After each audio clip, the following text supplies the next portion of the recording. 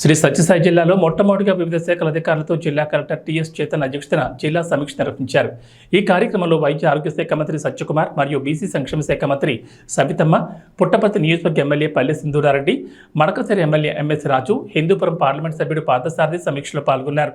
ఈ కార్యక్రమంలో జిల్లా వ్యవసాయ అధికారులు, వైద్యాధికారులు, వివిధ శాఖ అధికారులు సమీక్ష నిర్వహించి రైతులకు నాణ్యమైన విత్తనాలు, ఎరువులు అందించడంలో అధికారులు ఎప్పటికప్పుడు దుకాణాలపై దాడి నిర్వహించి రైతులకు సక్రమంగా వారికి కావలసిన మందులను, విత్తనాలను అందజేసేలా చర్యలు తీసుకోవాలని మంత్రులు ఆదేశించారు.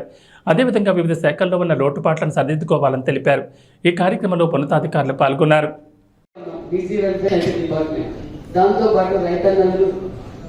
ఏదైతే చంద్రబాబు నాయుడు గారు మొదటి సంతకం అన్నారో ఆ సంతకం నిరూపించారు. గత ప్రభుత్వంలో రాజకీయాలు వద్దన్నారు కానీ కొన్ని మాట్లాడాల్సి వస్తుంది. మీరందరూ, మీ పిల్లలు కూడా బాధితులే. మీ పిల్లలందరూ ఈ 5 సంవత్సరాలు ఎక్కడ సెటిల్ అయినారో, ఏ విధంగా ఇబ్బంది పడ్డారో మీకు అందరికీ తెలుసు.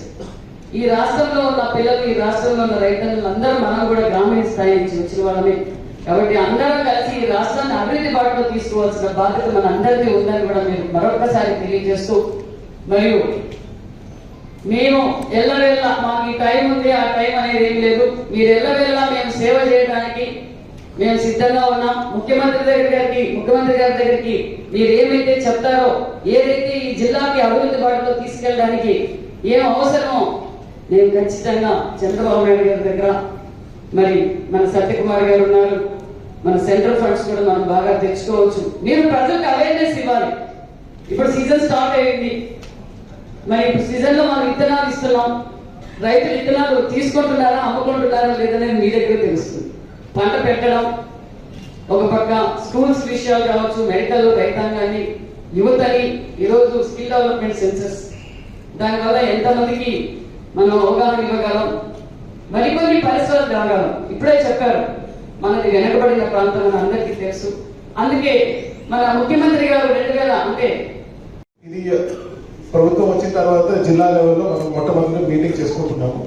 హెచ్ఓడిస్ అందరూ కూడా ఒక బ్రీఫ్గా మీ డిపార్ట్మెంట్ డివిజన్స్, అంటే ప్రతి ఒక్క డిపార్ట్మెంట్ కూడా డివిజన్లో, మండలంలో డిఫరెంట్ యూనిట్స్ ఉంటాయి. డిస్ట్రిక్ట్ లెవెల్లో మీరు హెచ్ఓడి ఉంటారు, మీ కింద ఇమీడియట్ నెక్స్ట్ ఎవరు ఉంటారు.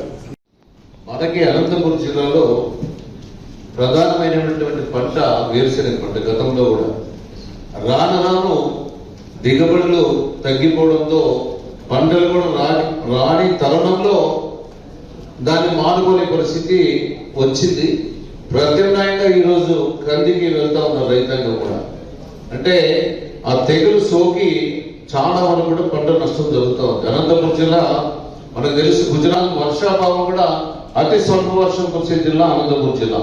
కానీ ముందు బిఫోర్ మేము దాదాపు 77 ఆ మధ్య చూస్తే అనంతపురం జిల్లాలో బ్రహ్మాండంగా వేరుశెనగ పంట పండేది.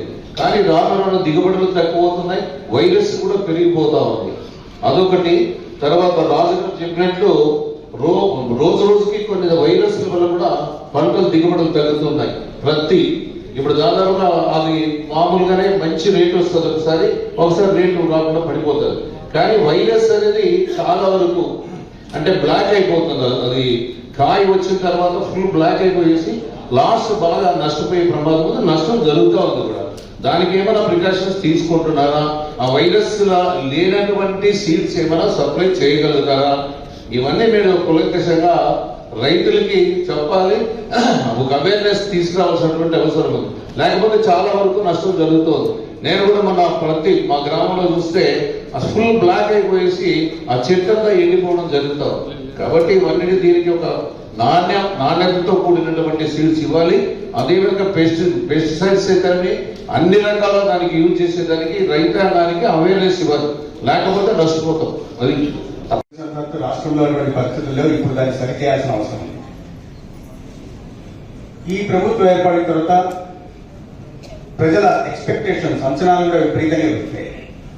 ఏదైనా సాధ్యమవుతుంది, లేదా 5 సంవత్సరాల్లో పడిన ఇబ్బందులు కారణం కావచ్చు, ఇతరత్ర కారణాలు కావచ్చు, కానీ ఎక్స్పెక్టేషన్స్ చాలా ఉన్నాయి. ఏదైనా సాధ్యమైపోతుంది అనే దీంట్లో ఉన్నారు. త్వరలో చందమామ కూడా దించి ఇచ్చేయండి అన్న రీతిలో ఉన్నారు. ఎందుకంటే బాధలు కూడా ఉన్నాయి, మనం అర్థం చేసుకోవాలి.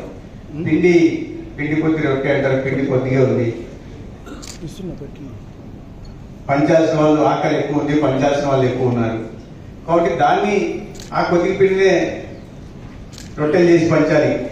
కానీ అధికారుల సహకారం ఉంటే సంపదను సృష్టించవచ్చు. పిండిని ఎక్కువ చేయొచ్చు, ఎక్కువ రొట్టెలు చేయొచ్చు. గ్రాడ్యువల్గా అందరి కోరికలు తీర్చడానికి కూడా అవకాశం ఉంది. ఈ ప్రభుత్వం ఇచ్చిన మాట ప్రకారం వచ్చిన వెంటనే సామాజిక భద్రత కోసం ఆర్థిక భారం ఉన్నప్పటికీ కూడా 10,000 కోట్లు అదనంగా భారం పడుతున్నప్పుడు కూడా సామాజిక భద్రత కోసం పెన్షన్లు పెంచడం జరిగింది. అదేవిధంగా ఇసుక గతంలో పరిస్థితుల్లాగా కాకుండా ఉచితంగా అందజేసే కార్యక్రమాన్ని శ్రీకారం చుట్టింది. కొత్త ఇసుక పాలసీ వచ్చేది కూడా ప్రజలకి, నిర్మాణ రంగానికి ఉపయోగపడేలాగా కొత్త ఇసుక పాలసీ కూడా ఉంటుందని. ఇవి కాకుండా పేదలకు గతంలో పెట్టే అన్న క్యాంటీన్లు తెరవడం కానీ, అంటే దాంట్లో లబ్ధి కొంతమందికి చేకూర్చదు, కానీ నిజమైన అర్హులు ఎవరున్నారో వాళ్ళకి లబ్ధి చేకూరే అవకాశం ఉంటుంది. ఇతరత్ర మా ఆరోగ్య శాఖకు సంబంధించి కూడా ముందస్తు అంటే ప్రివెంటివ్ హెల్త్ కేర్ గురించి దృష్టి పెట్టి క్యాన్సర్ కారణంగా ఇవాళ రాష్ట్రంలో సగటున 48,000 మంది చనిపోతున్నారు. ఎందుకంటే అవగాహన లేకపోవడం, ముందస్తు పరీక్షలు చేయకపోవడం, వ్యాధి ముదిరిన తర్వాత 4th స్టేజ్లో ఉన్న తర్వాత వెళ్ళి దాని మీద ప్రయత్నం చేయడం, ఆర్థికంగా చితికిపోవడం, కుటుంబం అంతా చిన్న భిన్నంగా రోడ్డున పడ్డం మనం చూస్తున్నాం. దాన్ని దృష్టిలో పెట్టుకుని 5,30,00,000 మందికి మా మంత్రిత్వ శాఖ ద్వారా ఓరల్ క్యాన్సర్కి, బ్రెస్ట్ క్యాన్సర్కి, సర్వైకల్ క్యాన్సర్కి స్క్రీనింగ్ చేస్తున్నాం. అదేవిధంగా విద్యార్థి దశలోనే ఏదైనా వ్యాధుల బారిన పడుతున్నటువంటి ఆర్బీఎస్కే ప్రోగ్రాం ద్వారా వాళ్ళకు కూడా 68 లక్షల మందికి స్క్రీనింగ్ కార్యక్రమాలు చేపట్టాం. అయితే ఇవన్నీ సంక్షేమం సంబంధించింది. అయితే ఈ ప్రభుత్వం కేవలం సంక్షేమానికి మాత్రమే పరిమితం కాకుండా అభివృద్ధి మీద కూడా దృష్టి పెట్టాల్సిన అవసరం ఉంది. ఎందుకంటే మనం సంపద సృష్టి గురించి మాట్లాడుతున్నాం. సంపద సృష్టి చేయాలంటే అభివృద్ధి మీద దృష్టి పెట్టాలా, మౌలిక సదుపాయాల కల్పన మీద దృష్టి పెట్టాలా, దాని తద్వారా కనెక్టివిటీ పెంచాలా, కనెక్టివిటీ పెంచడం వల్ల పరిశ్రమలు తీసుకురావాలా, పరిశ్రమల వల్ల ఉద్యోగ ఉపాధి అవకాశాలు కల్పించాలా. దాని ద్వారా మాత్రమే అభివృద్ధి సాధ్యమవుతుంది, సంపద సృష్టి అవుతుంది అనేది మనకు అందరికీ తెలిసిన విషయం. ఇవాళ అత్యంత వెనుకబడిన ప్రాంతం ఉమ్మడి అనంతపురం జిల్లా, ముఖ్యంగా సత్యసాయి జిల్లా. ఇక్కడ అనేకమైన అవకాశాలు ఉన్నప్పటికీ, సహజ వనరులు ఉన్నప్పటికీ కూడా దశాబ్దాలుగా వెనుకబడిన ప్రాంతంగానే మిగిలిపోయింది. సత్యసాయి బాబా ట్రస్ట్ ద్వారా కానీ ఇతరత్ర కొంతమంది కొద్దిగా పరిణతి కలిగిన, దార్శనికత కలిగిన కొంతమంది రాజకీయ నాయకుల కారణంగా కొద్దిగా అభివృద్ధి జరిగింది. కానీ ఇతర రాష్ట్రాలతో పోలిస్తే వెనుకబడింది. అయితే వనరులు ఉన్నాయి, కనెక్టివిటీ ఉంది. ఏ ప్రాంతానికి లేని విధంగా ఎయిర్పోర్ట్ మనకి దగ్గరలో ఉంది. సత్యసాయి జిల్లాలో కావాల్సినంత అంటే భూమి ఉంది,